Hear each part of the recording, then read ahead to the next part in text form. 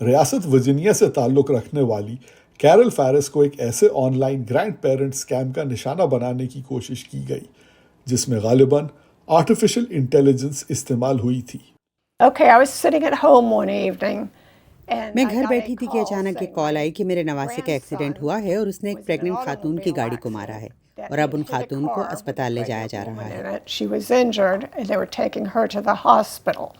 کال کرنے والے نے خود کو پولیس آفیسر کے طور پر متعارف کروایا۔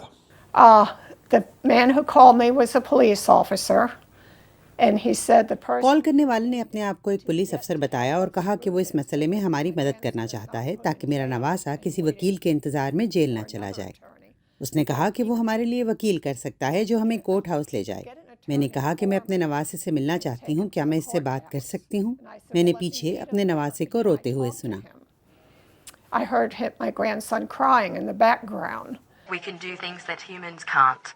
آرٹیفیشل انٹیلیجنس کے ماہرین کا کہنا ہے کہ آج مصنوعی ذہانت آپ کے رشتہ داروں اور عزیزوں کی آواز میں بول سکتی ہے۔ Now I need $5,000. اس نے کہا کہ اسے $5,000 وکیل کی فیس کی ڈاؤن پیمنٹ کے لیے چاہیے ہوں گے اور یہ رقم ہمیں اسی وقت دینی ہے کیونکہ دوسری خاتون کا شوہر بلا شبہ وکیل لے کر آئے گا۔ Attorney.